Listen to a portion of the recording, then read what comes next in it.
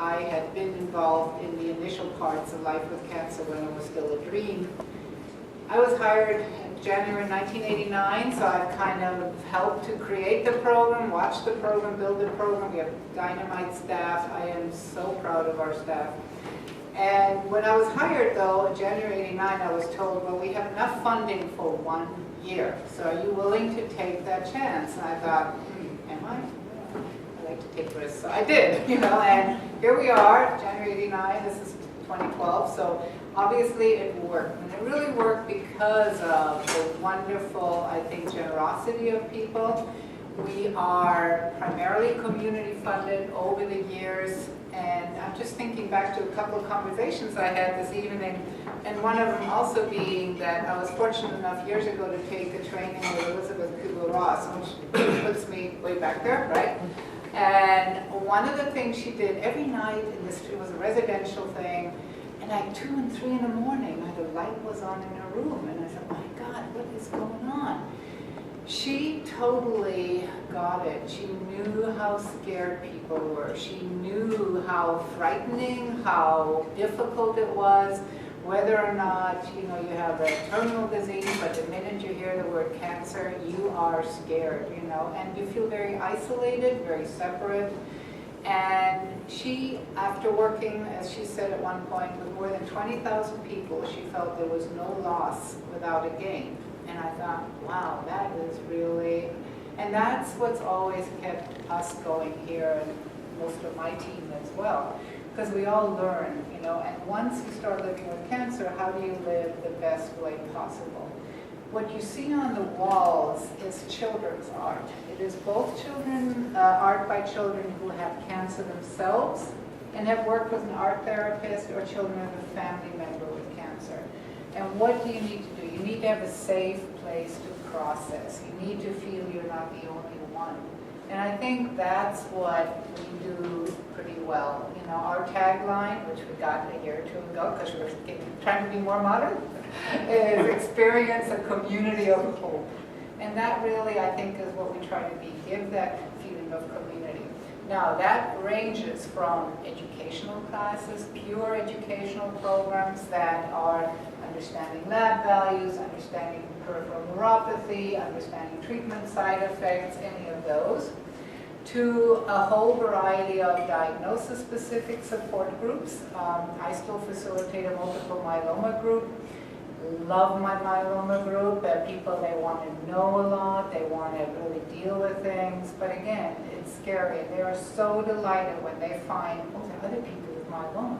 I'm not the only one. And I'm not saying melanoma, I'm saying multiple myeloma. So just to clarify that, because it's often interchanged. So in addition to diagnosis, we offer skills things like mind-body classes, learning how to manage your stress, learning how to use imagery, learning how to calm your system down. We offer nutrition classes, how do you eat more healthily, how do you learn to choose what you should eat. If you have limited appetite, what can you do? If you have a loved one who's dealing with cancer, the most frustrating point is when they don't eat, because we feel that's nurturing, and so how do you manage that? When someone in a couple has been diagnosed with cancer, again, how do you communicate? It is so scary for each person, and so often the wall goes up and you can't talk. So we teach skills related to that. In addition, a lot of people have surgery, post-surgery problems. They have other various issues. They don't have the energy. So one of the things we started a few years ago were exercise classes. And only in the last 5 to 8 years, I go to these conferences where I learn what's up, so I make sure we kind of stay on track. Have we realized the value of exercise? I used to follow bone marrow transplant patients. Oh, you gotta stay in bed, you gotta take it easy, don't walk around. Well, now it is get up, get moving, keep moving, do this, do that. And people who recover so much quicker with exercise. So exercise, nutrition we cover. We cover the mind, the body, the couple skills. We do a bereavement group. And because, again, that's not our focus, but we really try to offer from beginning to end. I do a weekly Life with Cancer orientation, talking about the services that we do. and we have a nurse who does the educational kind of programs, learning about cancer when you first start out, because knowledge really truly is power. And how do you ask your physician those questions? You were saying a lot of people have been affected by cancer. Yes, 3 out of 4 families are affected by cancer. Those are huge numbers over time. So sometimes it's right in your face, sometimes it's a little further. And how do you improve quality of life? And I think that's really where we come in. We can't fix it. We can't take the cancer away. But hopefully we can make that experience easier, whether it's for the partner, whether it's for the kids, whether it's for other family members. We have a group just for partners. We used to call it caregiver groups, but that meant a hierarchy, so we really like partners better. So again, that shifts a little bit on, again, not feeling so quite alone out there. The other part that we do are a lot of, which I really got into, are both expressive arts programs. Not everybody's a talker. I'm not really a talker, you know, I compensate pretty well. But people can use art. They can use writing. We have a volunteer who does a knitting and crochet circle because she felt that's how she coped and it gave her something else to escape with. We do music classes, so we do a whole variety of things. One of our new things this fall is going to be a drumming program. And there's some really good research showing that drumming can really help to kind of put you in the right rhythm and the right frame of mind, helps your immune system, etc. First I thought they were crazy, but a couple of people suggested that. Let me look into that. So anyway, so that's something coming up. We're focusing on a new sleep series coming.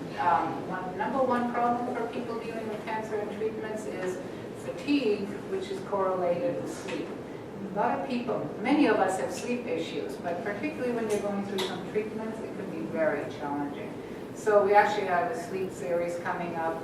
We also have the total opposite again. We have a Dancing to Wellness class coming up, which is taught actually by a physician and cancer survivor who is a dance instructor. And the whole idea is, okay, this is another way of moving and movement. And movement we incorporate in the yoga classes that we offer. You know, we offer gentle yoga classes. We also offer Tai Chi and Qigong, which is a variation on, all these have breath work, movement, meditation involved in it. So those are all kind of wellness classes. And I mentioned meditation. We offer a couple of meditation programs. So we really try to listen to people. The crazy thing we have going on right now, I'll just acknowledge, is we now have a Mahjong club. I don't know enough. We have a volunteer. We have a volunteer who is very involved with us for many years. She said, well, I'd like to do something. I don't have much funding, but I'd like to do something. She said, I just taught Mahjong, and people really like it. I tell you, she taught three classes, 3 weeks, 2 hours each, and I'm like, I don't even read directions, you know, so this is really wonderful. And people are coming back and kind of made their own little informal club. And there's so much laughter. I love overhearing it. And they go, and somebody has chemotherapy, they will go with them to the infusion clinic and play Mahjong. I mean, that is really wonderful. So we've got great support, particularly from some of our former volunteers or former patients.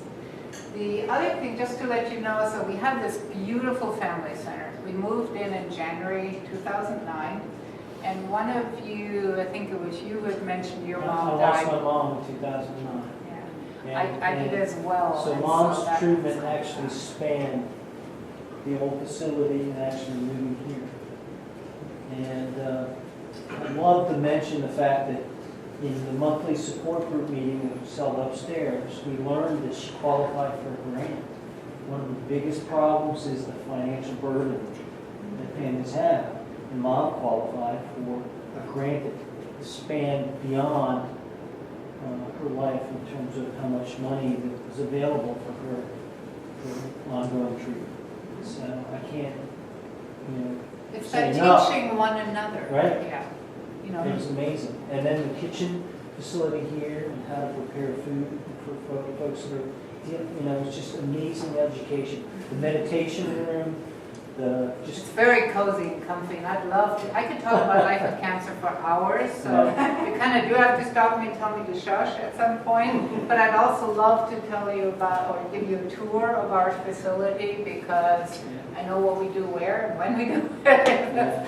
But I also wanted to, so thank you for saying that, because we really try to have the beginning classes, classes for survivors where they've finished treatment, and then classes where someone has died due to cancer. So we usually just offer that group for people who've gone through our program. Because again, you meet other people. Some of our bereavement groups, they're still meeting. We've got one Tuesday night group, one Wednesday night group. They had the official 8-week series. So then they continue to meet to kind of support one another, which is really great. You were going to say something? well, no, just, just touched your heart, the support here and how much it meant to us. And, Thank you for that. yeah, And I think everyone here has a passion for what they do. We have licensed clinical social workers. And I was saying to somebody, they work in private practice in the community, but they also work part-time here because they like being part of our team. And everybody feels that they make a big difference.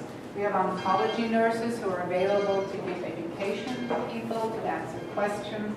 That's one of the hardest things, is how do you understand that pathology report? How do you know, what it means when they tell you this treatment could have these current side effects? So I think the other part is that it normalizes the cancer experience. When we used to do general groups years ago, people felt so, as I said, isolated. So again, having others in a similar situation understand, you don't have to talk about it, is really good.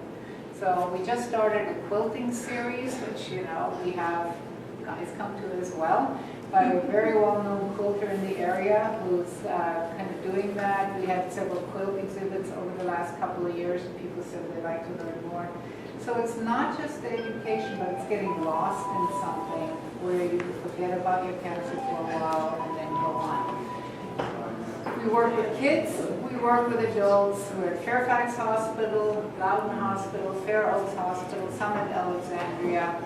We work inpatient, outpatient, so some of those things make us very unique. We're totally local, we're only in Northern Virginia, and so we understand the community. We actually got a grant to do some services to Hispanics because it's very hard being Spanish speaking and not understanding. It's hard enough to be English speaking and not understand what the doctor's saying. It's really tough in the other way. So it's a wonderful, I think, opportunity that we have to help people dealing with the stress of cancer. And I'm very passionate about what we do, so sorry. Bravo, thank you so much.